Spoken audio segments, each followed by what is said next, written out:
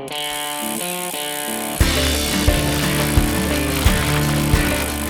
everybody, Bart with Bicycle Rider YouTube, and we have some pretty exciting products online today. We have got the Aventon e-bike. So I've got the Aventon Pace 500 here. I have two different models, so you can see we do have a step-through model, and then we have a regular diamond frame bicycle model. So the Aventon seems like a pretty polished bike for the price, and I say that because I do own a bicycle shop. We are in Biloxi Bicycle Works here in Biloxi, Mississippi. Thank you for letting us use your showroom, Daniel and Bart, and for the lighting.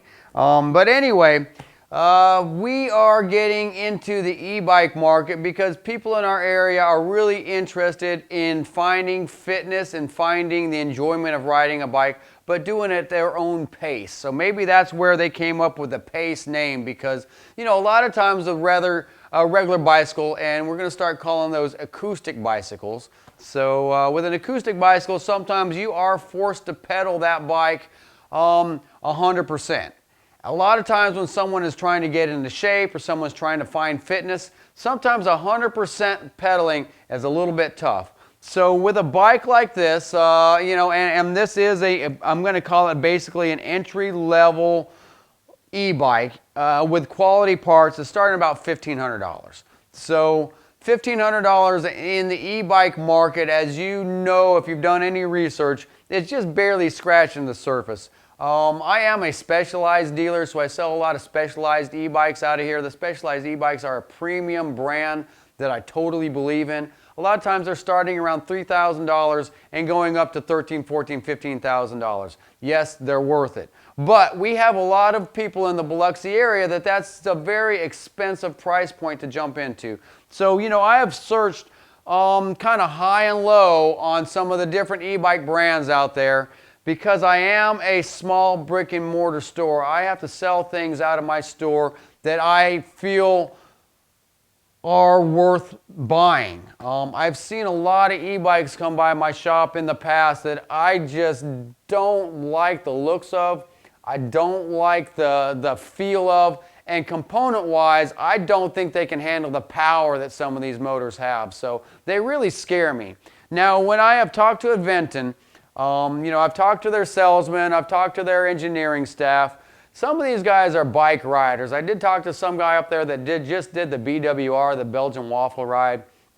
That made me feel good. That means that these guys do ride bikes. And they're selling a quality product. So I decided to bring these into the shop. I don't want to act like I know everything about these bikes and have done thousands of miles on them.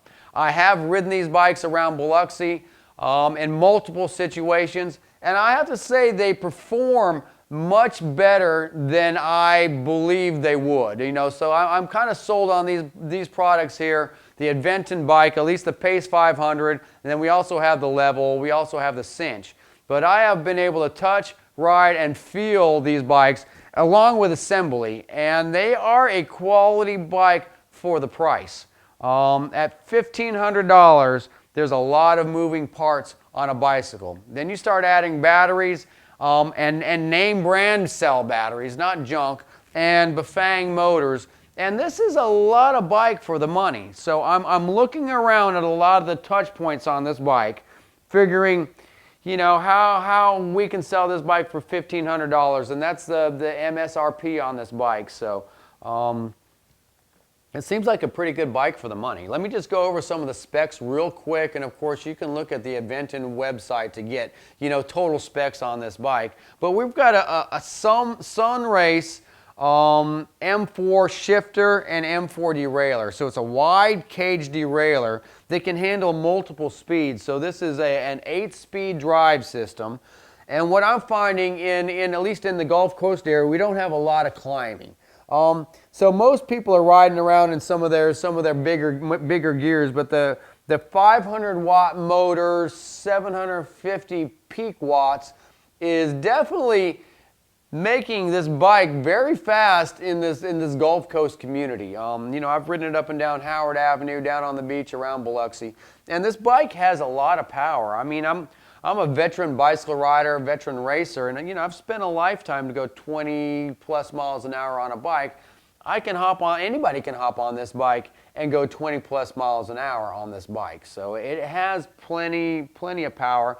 A lot of people, first thing people want to ask me is how fast is it? Well, it's a class 3 e-bike. It go 28 miles an hour.